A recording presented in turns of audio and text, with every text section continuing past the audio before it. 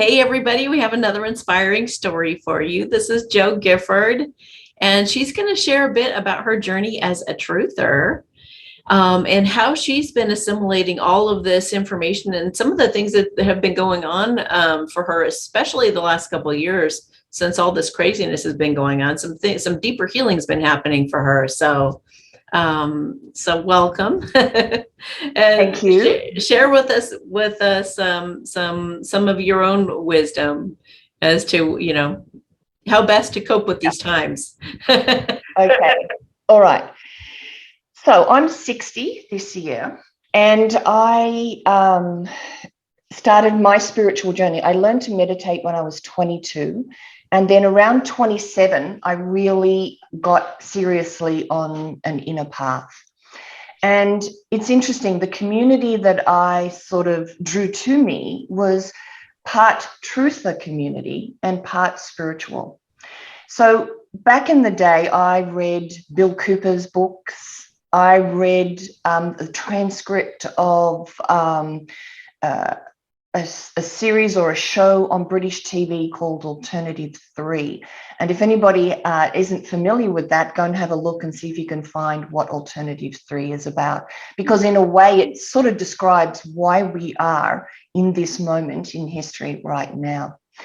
Now, when we prepared, we had food storage, we became self-sufficient then. And we were on top of all of this knowledge and waiting for the stock market crash, waiting for the earth changes, the changes in the weather, etc., that could potentially be cataclysmic. And so for nearly 20 years in that community, I lived on a precipice. I lived waiting for this to happen. And if there's anything that I could urge people right now to do is, from my experience, that's incredibly tiring. That's incredibly, it makes you weary. Oh, who's this little one? This is Nulla. Hi, You must be an animal person. Oh, look, absolutely, I am. Sweetheart. That's beautiful. Gorgeous. So I would urge people to pull back from that precipice, to take their focus away from all of these things that could happen, might happen, that have sort of a heavy, dense energy to it, and take and put your focus on living. There's that, I think you just can't live in fight or flight. And that's essentially what you're doing when you are waiting for this stuff to happen, because you're, in a way, getting ready to fight it, or you're getting ready to run away from it, or you're frozen. So Good point. Yeah. And you're staying in there and your body gets exhausted. Exactly. And from my experience, you just have to let it go. And when all of this happened in the world about March 2019, 2020, whenever it happened, I went, oh my God, it's here. This thing that I had been waiting for all those years ago. But because I had been through all that time of waiting on the precipice, I just made this absolute decision not to live in that frequency again. And yes, I educated myself. Yes, I found out more that I didn't know all those years ago, but I was really determined to live in this moment, to live in, go outside into the sunshine, into nature, and to pull out of that fight or flight back into the relaxation. And, I've done a little bit of research on quantum mechanics, and the energy that you are emitting determines what unfolds in your life. And if you're in fight or flight, that's the energy you are emitting. And you will bring to you more experiences or more TV shows or more YouTube videos that increase that level of fear and maybe those chemicals associated with it. So it's really important to turn away from that more than you look at it. I would say don't ignore it, but make sure the majority of your time is focused elsewhere. I worked with a community when all of this started to happen a few years ago, and everybody was in such high, what do we, and I just kept saying, come back to center, come back to center. It's an opportunity to find that willpower and strength to just let it go and step out into that peace, into that joy, into the beauty of this world. And then being in that frequency ensures that keeps unfolding in front of you. I love that.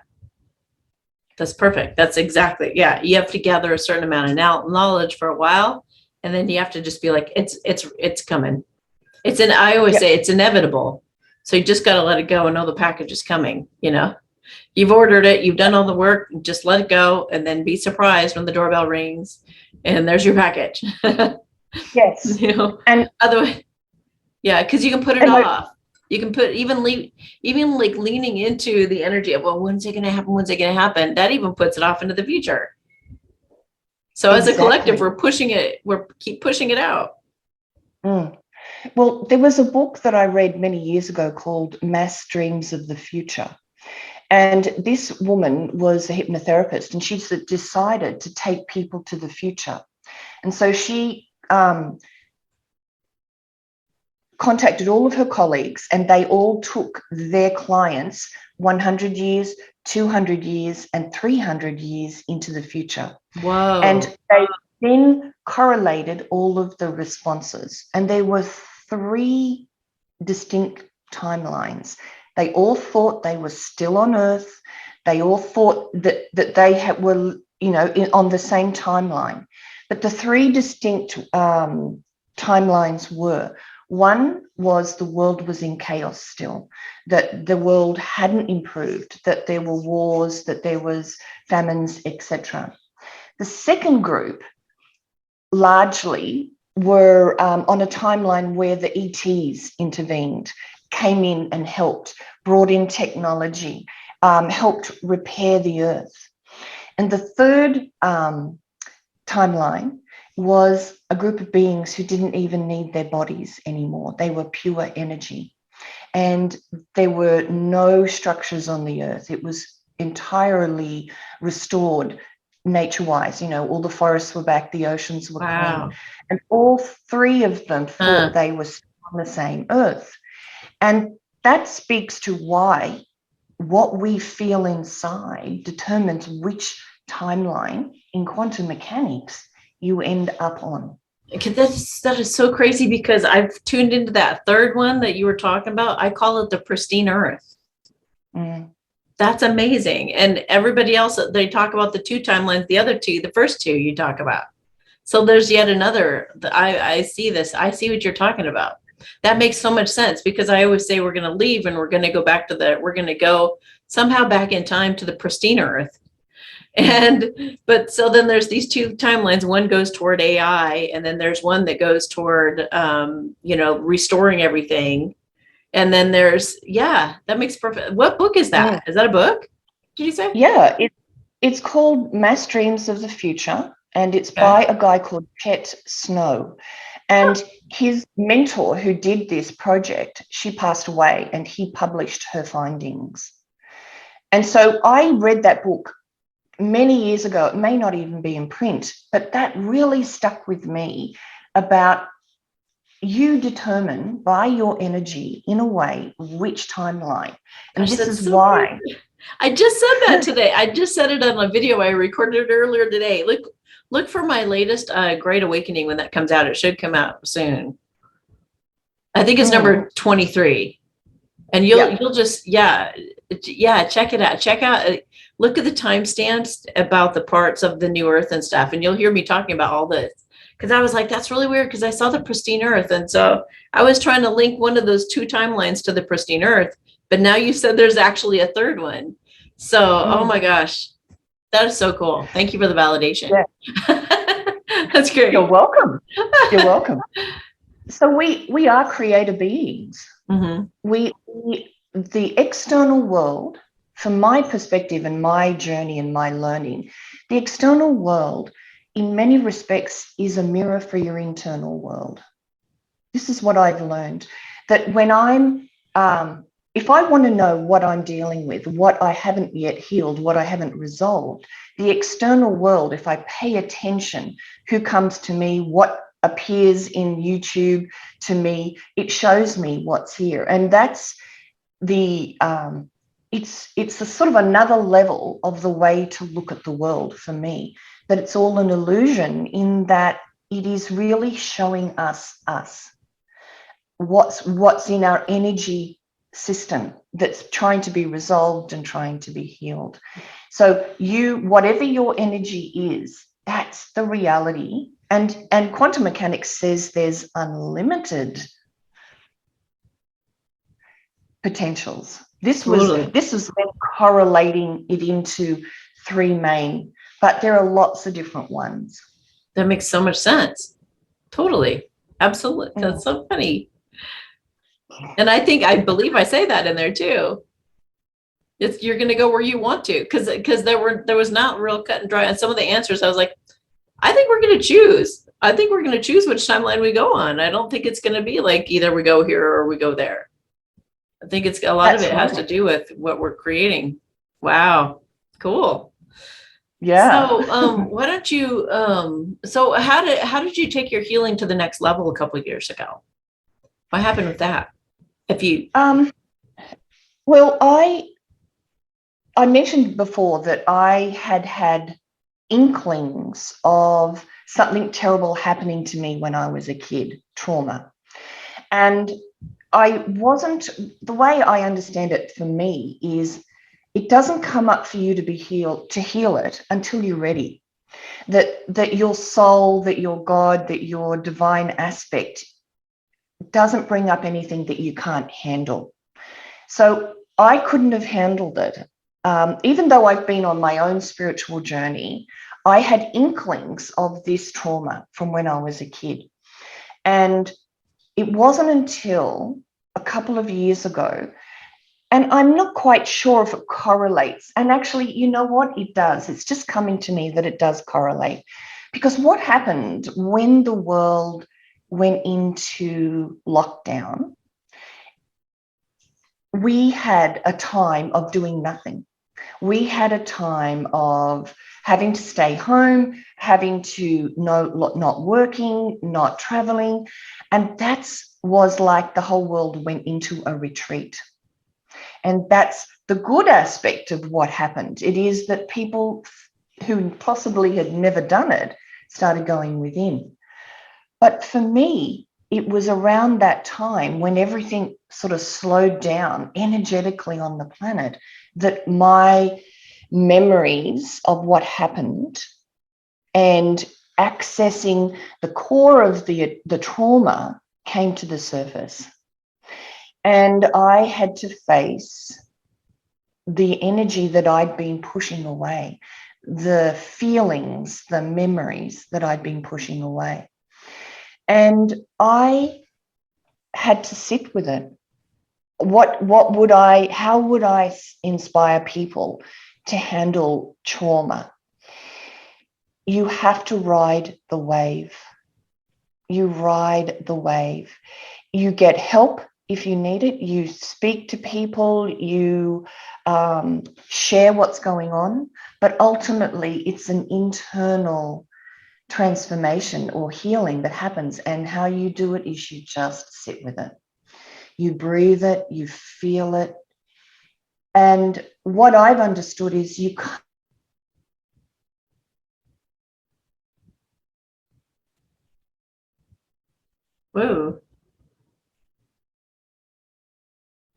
become the observer of it. Well, okay.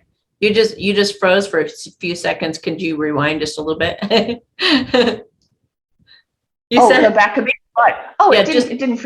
Yeah. Okay. That's interesting. Okay. So when if I was to inspire anybody to handle trauma, Yeah. it is to feel it. Mhm. It is to be simply ride the wave Mhm. and of the emotion. And as a wave it comes up and goes out and ebbs and flows, so too does the emotion. And it's So important to talk. just like observe it, not get caught up in it. You mean just kind of just, whoa, look at that go. Okay, it's calming down. You know, just watch it. Is that what you Yes, mean? and Okay. yeah, and I sort of think it only has to be two molecules of your brain that watches it. You don't have to be, you know, detached and cold and just observing it. You feel it. You feel it as full as you can, but you keep at least two molecules aware that you're going through a healing, that you're going through a transmutation, maybe a purge, maybe a however you want to see it. So I rode those waves a few times. I got really bad. I was on the floor crying. I even screaming into a pillow at times. And it's been a slow process over the last few years of feeling that emotion. It is, what is that phrase? Emotion is energy in motion. So in my energy system was that trauma that was trapped. And how I knew, like the stuff that happened to me happened when I was incredibly young. And when I was triggered a few years ago, I was feeling little electric shocks all over my body when the trauma was coming back. I didn't have memories. And when I spoke to a trauma counselor, she said that's typical of trauma that happens pre-verbal, that it's stored in the body, like, and you can feel it. It's one of those common indicators that that's when the trauma happened, is when you're very little. So that was the beginnings of the deep dive into this, when I started feeling this, and it really confirmed that it happened at such an early age. So over the last couple of years, because we had 2 years of nothing doing, we couldn't go out, we just had a very quiet life, I had the time to really find, to explore what this was. And that's why I think it came up, because of that pause in society, pause in everything. So for me, I wasn't ready to deal with it until I was, 58, 57. And so I would say, and also encourage people to believe in the timing, trust in the timing of the healing, and be kind to yourself and love yourself and allow yourself to feel everything you're feeling, but with the knowledge in the back of your mind or out here that this is not a bad thing, that this is a healing, and to support yourself through that with people, with friends, with counselors, with whomever. Yeah, that's awesome. Yeah, absolutely. Yeah, you know, you can have either with you or a friend, like you could have somebody try to tell you something a million times and you just don't get it until all of a sudden somebody tells you, complete stranger will tell you the same thing they've been telling you all along, and all of a sudden, ding, ding, it just totally clicks. Yes. It's like the timing is not right till the timing is right. So not That's to have right. that judgment, you know. Mm. And So to realize that we're all dealing with it in our own way at different levels. yeah, You know, like there's no less than or better. There's no one's behind and no right. one's in front. Yeah, It's perfect the way that it is. absolutely. So, what about your light language? How did that happen? Did that happen Well, in the last couple of years, or is that even more new? Okay. no, that's around 3 years. I've been channeling light language for about 3 years. And again, is there a correlation between being, like, for me, light language means that that I have reached a frequency that allows that to come through. So did the correlation of clearing this stuff, finally getting to, because the heavy stuff weighs you down frequency wise. If you've never done any internal work and you've pushed it away, it holds you energetically down, I think. And because I had big release and I really dove in and felt it and breathed it and released it, it must have allowed me to rise to a point that the language was able to come through. So it has been in a way in tandem. And there's a process that I was taught that is, I believe, a Nocturian healing process. And I would do this anytime these emotions came up. I would do this light language, and it's a process of moving through the various layers of your soul and the soul memory of this, and speak, how do you feel? I feel this. Okay, I bring forth light language to heal that. So I use the light language as well to help move through this and change the frequency and the coding of the trauma in my electrical system. Well, how did you start speaking it in the first place? I know everybody's curious about that. How do I say this? I've never said this to anybody. Well, I've said it to a few people. So this is going to be a first, blurting this out on YouTube, because I'm not condoning this method of doing it. Oh, no. But I was in a community, again, finding these people around me who were very alternative. And I was sitting with a friend and just having coffee, and all of a sudden I felt an energy come through me, and I'd never felt this before. And I went, I have to tell you something. And it was some other being. And this woman was a psychic, and she was a healer. And she went, oh my God, she could really feel this being. She really felt another presence with me. And she encouraged me to go and have this session with this guy who had been researching plant medicines for a long time, for 10 years. And he was working on healing PTSD with plant medicines, alternative substances. So I went to have a session with him, and the session went for about 3 hours, and I began to channel, and the woman's name was Iris, and she's from Inner Earth. And she sat with me for an hour and a half channeling. And I was here, just sitting here, like I'm talking to you.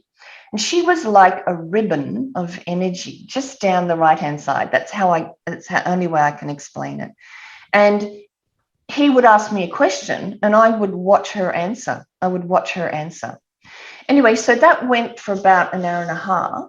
And we had coffee, we had everything. And she was still there with me talking to him, and while I'm watching it. It was really the strangest experience. But anyway, not long after that, so when I went home and I began again to meditate, within about half an hour of meditating, I would start to speak this language, which I didn't know what it was. Wow. Like as soon as I just went into the zone, up it came. And I thought, what is this? And then I went and met a woman who told me about it. So it was assisted by this plant medicine. That's so how cool. It opened something in my brain. It opened a part of me. But again, there are no accidents. I wouldn't have drawn that situation to me. Was it plant medicine? Was that ayahuasca? Or something? Not exactly. I'm not quite sure. Okay. I don't know what I took. Well, as I said, he'd been doing this. He'd been holding sessions for 10 years. So why? So why wouldn't you recommend this way? Because if it comes to you, use your discernment. I would not go out to do this simply to get light language. Oh, the plant medicine to get light language. Yeah. Okay. Yeah. I would be open because, again, there's a divine timing with all of this. The fact that the being channeled through me to this woman, in front of this woman, she knew then she should recommend that I go and see this guy and do a session with this guy. So that for me was sort of a synchronicity or an unfolding of events. I'm hesitant to recommend this sort of stuff unless you feel really comfortable, you feel really confident, and it just somehow unfolds in front of you. I wouldn't want to recommend anybody go and do it specifically, just because, again, I'm not, I wouldn't, just because you will know, use your discernment. Okay, so I have an idea. Yeah. It's kind of fun to do light language off of each other. So I say we have a little conversation with the intention of helping the audience understand something that is going to help them through the light language to understand it better or take it deeper or really comprehend it or really integrate it according to their will and according to, everybody's highest, intention and a highest good. So do you want to do that? You can start and then when you pause, I'll talk and then we'll just keep going back and forth until we feel it's finished. Okay. Okay. All right. Kia chiata, sia yo tayaka, sia jata, o teaka angakakati e teatato, puteata, tia chatsa atuka itcha sendada, kakombo o tea chako oba atia nak dik se abo teataka. Ichu se unde chat oba atikunga se biatoka atiatiana. Sizia dago ungi di gambakato, se anda kakupatia chikundia tika papaparia dorste esia sasakamantiaka.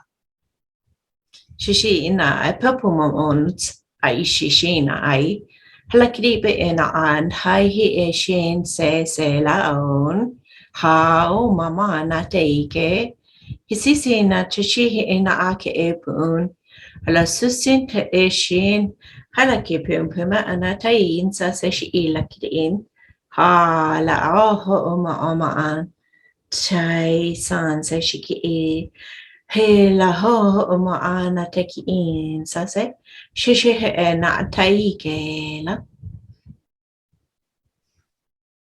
Suya nakaka. Ushia juja shia se combati adanatia kola la leo bukoto di ashtakoni anana makikeni anataka.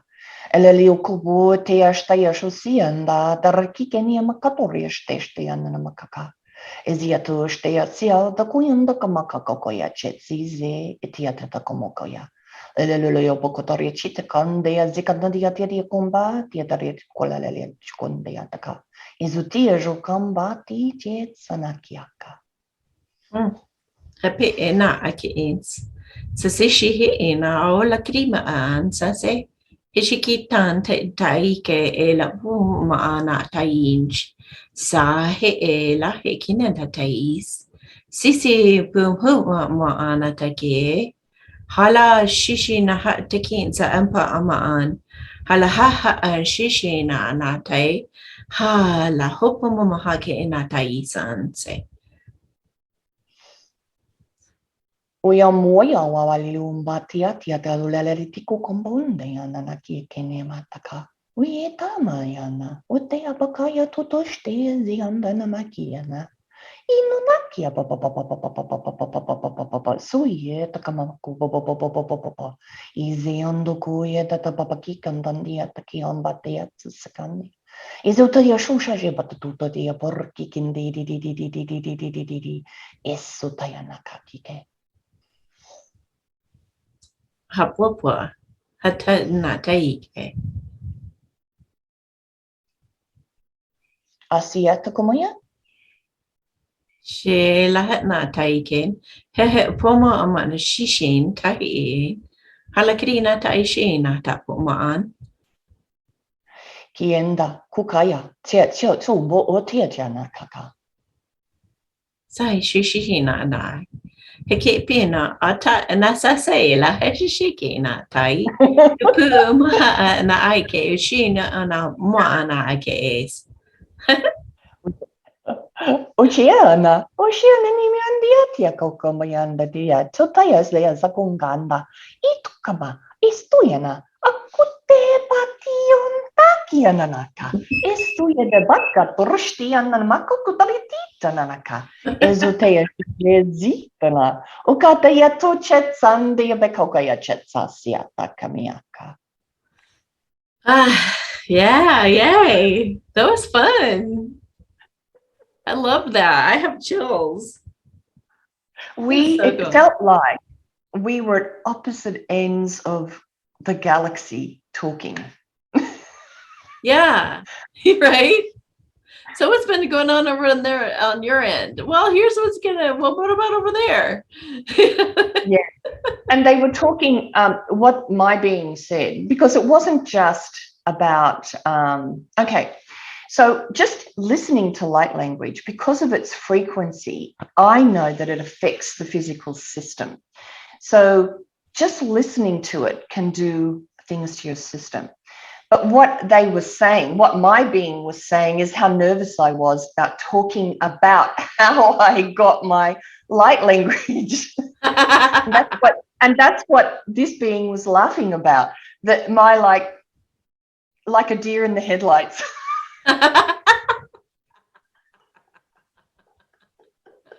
That was the vision I got, and that's why I'm laughing now, because they understood. The being understood what I was going through. I love it. Yeah, for me too, it's like I don't necessarily always understand what they're talking about, but I can feel the essence of what's being said. And you could feel that it felt really good. And you could feel that it felt like almost childlike. It's like you said, like putting two foreigners together who are just like, well, what's it like living where you live? Well, what's it like living? It felt like an exchange of information, but like a very lighthearted, a curious play and curious, I don't know, experiencing. It goes so much deeper than that too, because it felt like you might have even been showing me some the other me, like my higher self. It feels like you were showing my higher self some images and some things that this one didn't see or anything. So it's really kind of weird to know or to sense that there was a whole other conversation going on that they said that they'll download it to me. They just said that they'll give me more information later. But it's so cool. And it's just holding, like sensing the vibration of it is so important. Even when you hear somebody talk that's just like yammering on, you can feel their insecurity as they're saying it, or you can feel their ego in it. Even if they act like they're really confident, you can feel the fear. And I think we're going to be doing that as we become more telepathic. Like we're going to be able to feel what they're really saying, or the essence of what they're saying underneath. Like you can't disguise it with words anymore. And even if you're talking like us, a bunch of gibberish nobody understands, if somebody were feeling into what we were saying, they could feel the essence of where we were coming from, and it was just pure love. Yes. So, and they could feel the childlikeness, the innocence of it, and the exploration between two friends, Yeah. So Utea gukande chetsukatia namakitena. Utea bakotaya shesha. Indakiana. Uketi boto shen mukoya. Yeah, friends. Love it. On some other, wherever. Mm-hmm. Yeah, it's really. Do you know what star system you're from? When I first got the light language, I had this experience where I was in bed and I woke up, or I was about to go to sleep, and I sat up and I spoke 5 different light languages, one after the other, with I noticed a different. couple while you were talking, at least 2 or Yeah. 3. Well, those different. I spoke 2 minutes for about 5 different languages. And the phrase that came through was universal translator. And I haven't, like, I'm still learning. A lot of the time, I'm not sure what I'm saying. Sometimes I get a phrase, sometimes I get a vision, Exactly. like Me too. the headlights, and Yeah. then I can feel the joy or the laughter or the, it's all right, don't worry type of thing, and that sort of stuff. But yeah, I don't know quite where I'm from. And in fact, I asked my cousin, who is, I believe, very psychic. And so he held my wrists and he said, it comes from a long, long away. And he said, from the center of Sagittarius. And he said, there's a black hole he thinks, in the center of Sagittarius. And my light language is coming from there. Okay, that is so weird because when I was feeling into it, it sounded like Terrarius to me. So What's that? I don't know. I've never like I thought it started with a T, but it sounded like Terrarius. I was trying to sound it out. And then you said Sagittarius. Oh, that's it. Right? Sagittarius. Sounds Yeah. just like it. Well, I wonder if there could be a Terrarius on Sagittarius. I don't know. Well, I look forward to understanding it more, and I think ultimately people will naturally come to speak light language more and more on the planet because of that increasing in frequency that's happening wholesale across the planet. So you do know how to use it for intention. Oh, yes. I got to tell you, but I didn't know what I was doing at the very beginning when I first started to speak language. I said, "Can I experiment with you? Can I speak some light language?" And she said, "Sure, okay." And I'm across from this lady. I don't even know her, and I'm doing a session for her or whatever. And then when she gets done, she had her eyes closed and she just went like this, like, wait just a minute. And I was like, oh no, did it hurt her? Did I do something to her? Oh, why does she have to wait? I was like, what's going on? And I questioned myself and I got a little bit worried and I just sat there and I waited. Oh, how long is she going to keep me waiting? Is she okay? Did she get dizzy or is she going to throw up or all these things ran through my head. Then she opens her eyes and she goes, that was so amazing. She said, I just had a full body orgasm. I was like, what? That was like the last thing I expected out of her mouth. And I was like, well, that seems like it sounds like a Kundalini activation or something. And I thought, wow, this stuff is really powerful. And from then on, I was kind of careful going, okay, well, I better have an intention and I better I got to realize that this is really powerful stuff. I mean, if it could do that to her. So apparently she needed that in that moment. Yeah, I have people who tear up and cry, Yeah, like yeah. the tears roll down because it's a soul recognition. But mine comes up like, how when you have to sneeze and you can't stop it, mine comes up and I can feel the muscles in the back of my neck start to tingle, getting ready to speak. So it doesn't come up for everybody. But generally, if I'm out and I meet somebody and I feel it come up, I will say, do you mind if I speak some light language to you? And I sort of feel like I'm like, if I meet someone at the pub or if I meet someone in a coffee store and sit down, or I'm in a shop, like I was in a shop, a dress shop, and I'm looking through and this woman comes over and she starts talking and I can feel it come up and I go, oh my God.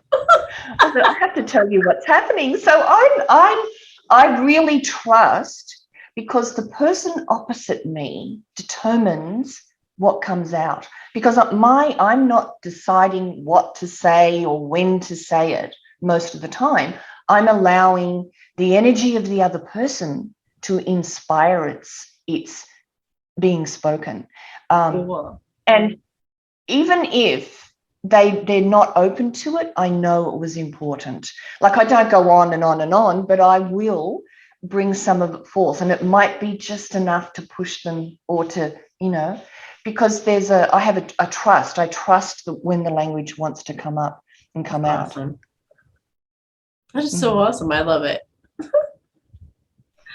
I'm so blessed. Like, I thank God for this light language. I love it. Me too. It has added to my life, and added an aspect to my life that I could never have expected, and I'm incredibly grateful for it. Yeah, me too. I love it so much. Okay, so any words of advice about any of this that we've talked about today? Any final words you want to leave everybody with? To really know that you are creating your reality with how you feel moment by moment. And it's not that if you're feeling bad, don't judge that, flow with it, but know that it's something you move through. It doesn't have to be your identity. It's energy that is encoded on your frequency. And it could be past life stuff wanting to be healed. It could be other aspects of you in other dimensions or other planes of existence, other planets that need healing. But it's not who you are. Who we truly are is that divine aspect that's actually on this incredible, amazing journey of exploration. I love it. Yay. Thank you so much for coming on. I'm so glad.